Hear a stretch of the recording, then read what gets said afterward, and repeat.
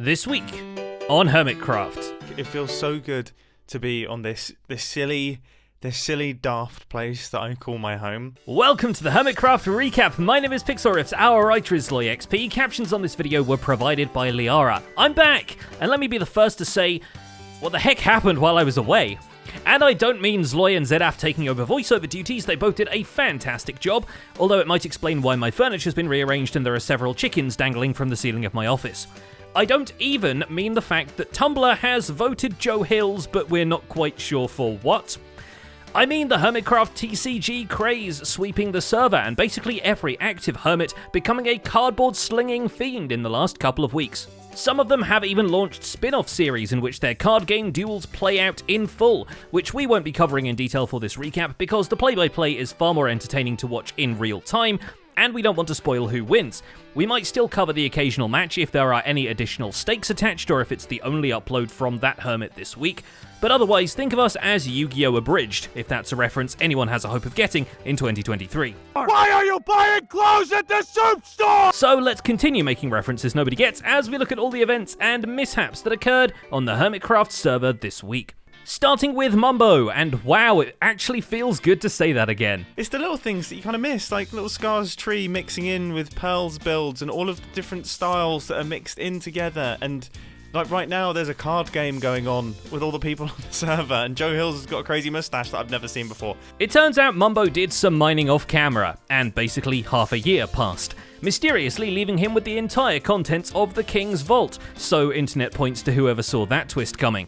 Which is nice, I've been reverse robbed. But to understand where all these diamonds came from, Mumbo might have to catch up on some lore. He basically needs the last 6 months of the season explained to him in an efficient, bite-sized way. And if only there was some sort of channel, yeah, okay, that's still a lot of videos. But we'll do our best to help. And in this other Minecraft world, there was a whole bunch of other peeps like us that make videos. And, I became a pirate. Luckily, Rendog and Azuma are around to give him a brief history lesson on the monarchy and the multiverse respectively, and he can get back to work on actually completing his vault facade, thanks to donations of copper from X and Joe Hills. He's only just finished his goth companion cube when Doc M calls him over for a post-mortem on the slime farm, and Mumbo returns to sketch out a skulk moat around the vault, which might not do much to keep Krian out, if that's even an objective anymore. On a large scale, this will look incredible. Another thing Mumbo would appreciate knowing is that Mojang just announced they'll be adding cherry blossom trees in the next version of the game, though Gemini Tay jumped the gun a bit and added her own. Which, oh boy, this is gonna take all of this and more. Fitting a full biome's worth of trees into a single plant, Gem built a massive cherry tree with leaves made of pink glazed terracotta, wool, and even glass. This reverse bonsai rises to the tallest towers of her elven castle and absorbs a significant amount of the build's negative space, as well as the whole of Gem's spruce log supply. And you can only imagine the amount of jam you could get once this pink monster bears fruit. Hold on, let me look at it with some shaders. Oh yeah, that's a solid build if I've ever seen one. She could also hack off a limb of the tree if she needs any more wood for chests, which she might if Pearlescent Moon has anything to say about it. I have. So what has happened here is that is a memory. Oh, sheep, hello. It's a memory box now. It's a memory box. Pearl drops by on her cleaning lady rounds to poke Gem about the shulker monster growing in her storage room before cleaning out the trash compactor at Scarland and adding more bins behind the scenes. Gem and Scar at the moment absolutely on point with using the bins, and I'll have to check those ones maybe a little bit more frequently. I love when she said it was more bin time and put more bins all over the place. And if you need somewhere to recover from that joke, consider Pearl's Hospital. It now has a fully furnished operating suite, which must have taken a lot of patience to build. I think it kind of neatens it up a little bit and takes away from the messy texture that's just absolutely everywhere. But eventually, patience pays off, and there's no better example of that than Vintage Beef, who, after working on it for almost a year, is finally seeing the Hermitcraft TCG become the craze it deserved to be all along. Enough hermits have taken up the game that staffing the shop has basically become a full-time occupation for Beef, and these are all weapons-grade nerds, so naturally the card game shop is where they want to hang out. Our diamond intake is broken at the moment. You can just throw it over the counter here, though. You guys seem like you have a lot more employees than customers at this point. Everybody's behind the counter. Rendog even has a Magic the Gathering auction open on his second monitor, which was his first mistake since he gets an anvil dropped on him moments later. To take place. Okay, because yeah, with Cleaning Lady here, Oh! Nice. No, you got me. He was AFK, I had How to. rude. Beef's earlier episodes this week see the shop already running out of booster packs, and he gives us some win-loss tables which are unquestionably out of date by this point. It's not all work and no play though. Beef gets to play introductory matches against several of his customers, has earned over a stack of diamond blocks from starter pack sales, and gets to hear the buskers outside doing their thing. 3% or something. Oh, here we go.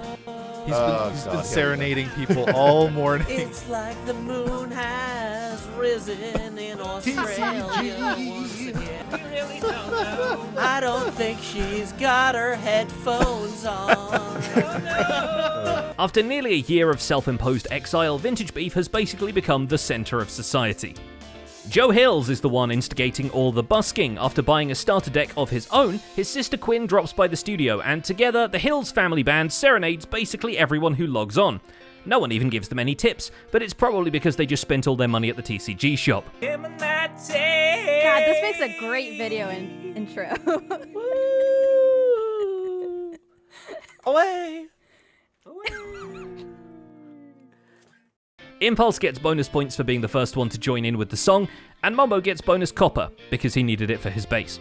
Mumbo Jumbo needs copper. We better meet him outside of Grian's so we don't spoil anything about his upcoming build. Hello. Keralis buys his first deck for the card game, leading to a beautiful moment when there are 3 XP Crafteds present during the duel, only 2 of whom are cards. Which just makes us want to see how a full XP Crafted deck would hold up, if only for the overlapping "oh yeah" sound effect. If it's green, you attack yourself. But if it's red, you do attack. So advanced. All right. Okay. Please be green. It's green is bad for you. Green is bad for you. Not sure how the experience impacted Keralis, given that he comes home to build a PvP arena. The fresh Murder Dome is put in as the extension of his post-apocalyptic shore base, and is a tight Colosseum ring with overhangs and balconies for the spectators. Wonder how he's going to give the thumbs down with no opposable thumbs in Minecraft, but yes, the whole ordeal is quite entertaining. Are you not entertained? So it is a design by a Pixel Beaster, but it is heavily tweaked to fit the base, and I'm loving it so much. Cubfan also throws his hat in the circle and gets his starter deck. And we don't mean to make it seem like something about the card game just makes them all want to murder people, but he does decide to add live shulkers to his Total Chaos minigame just afterwards. And today I'm proud to announce that Total Chaos is going vertical. That's right, folks. We found a way to add shulkers to Total Chaos, which can send players via levitation effect into the sky. Maybe it's actually having to stand in a line to buy booster packs in Minecraft that did the damage, but it is amusing to see people literally lining up for the new toy.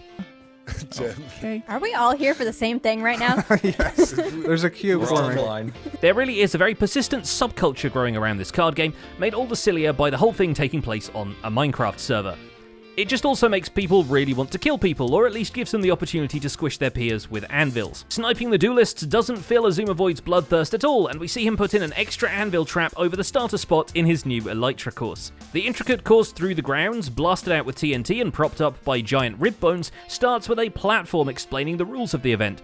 But for some reason Azuma decided to punish the first person to read those by dropping a set of anvils on them. So I'm not going to touch this book again, because down here, that's where the redstone goes, and then underneath there's a piston, a bit of redstone going through the cave behind me, all the way up to the top. The anvil's directly above them, and right there, that's the piston that'll get pushed out. Any other anvils are probably being dropped by Doc M, who is playing the TCG metagame of finding the spectator standing still watching the game, pillaring up with some quiet moss blocks, and flattening them with iron from low orbit.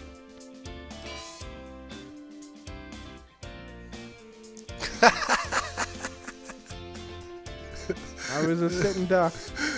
I was a sitting duck. Not content to just crush them physically, he's also working on strategies to crush them in the card game itself, getting involved with a community who are working out the most powerful combinations of prankster cards. In the meantime, he's preparing for a different kind of duel, a series of contests with Good Times with Scar, leading up to the moment Doc has been waiting for this whole time, obliterating Scar with his supersonic arrow cannon. We've seen it in action a few times by this point, but it's still satisfying as all heck to watch. Alright. I am on the target block. Alright. Looking at the target block. Alright. Yes! Why is it so weird? What? What, did I get killed by a slime and an arrow at the same time? What happened? Holy moly! Where's your armor? I mean, it's right here. How did you do that? At the end of the day, Doc's a good sport and agrees to hand Scar the keys to the other Ender Dragon over by Spawn, but good luck parking it where you want it. I mean, can you put it on a lead? You can try. If anyone's about to develop a counter-strategy for Doc M's prankster deck, it could well be Rendog, who's played more competitive card games than you've had hot dinners. We get to see Ren and Doc face off while Doc's still a few cards short of his winning strategy, but Ren seems to have a handle on the synergy of his starter pack and boosters, so we look forward to round 2 of this particular deck measuring contest. Alright, that's my turn. So we're going to pass the turn. That's your turn. Pushing a button, this one. Yep. Oh! Wow! Just Well like done. that. Jevin presents us with a deeper look at his deck strategy. The gist of it is he's adjusted his Hermit collection to be all the same type and well equipped to weather a potential type weakness. Add to that years of Magic the Gathering experience, et voila! I am moving infinite! The way that it works cards, is I power my hermits and then try to do as much direct damage to their hermits as possible, so...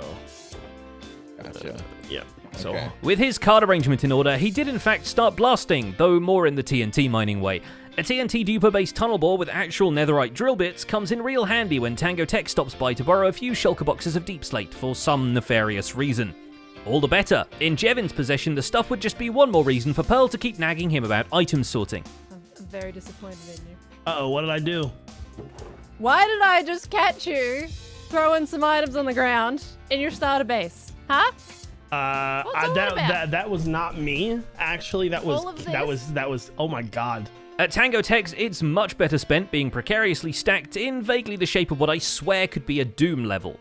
This week, or however many weeks this took him, Tango Tech finishes the Deep Frost Citadel build, but if you think it means Decked Out 2 is operational, you'd be wrong. The Deep Frost Citadel in question is not the actual dungeon level, but the outer shell on the surface, the actual base build for Tango to maybe live in if he ever gets a life outside of developing Decked Out 2. Doc's on. He's like, yeah, it's an incredible grind. All the hermits like, do you ever log out? As such, the multi-day super project engulfing in itself half a biome that could just be the pinnacle of Tango Tech's build style is just the set dressing for what's going to be an absolutely insane salad at this point. It just goes, look how much space is here. I don't know, but I think we might need to have Decked Out actually come up into one of these towers as like a little secret area. Tango is a hard act to follow, but Impulse has been productive as all heck, although by his own admission, not all of it for YouTube clips. In a quick tour of his industrial area and Dwarven Keep, he outlines what he's fixed up recently and his plans for what's next, which includes an entire hallway decorated in diamonds and ore blocks. But the reason the tour is quick is he's got TCG footage to show us, and in a match with Joe Hills, he celebrates Mumbo's return to the server by dispatching him in trading card form. Alright, I'll issue And that'll take out the Mumbo. victory point for Impulse. Victory! Alright, now I get a new card, right? Yeah, you. He's happy to have some tokens to shop with, but maybe he needs to open a gaming store in the iBuy Mall. After all, it'd draw new customers to Gemini Tay's recently opened Prismarine corner shop. XP Crafted dips his toe in the card game waters too, despite being a self-confessed novice at this whole genre. At least his first game is against the creator, which lets him ask as many questions as he wants, and there are some familiar faces in his opening draw.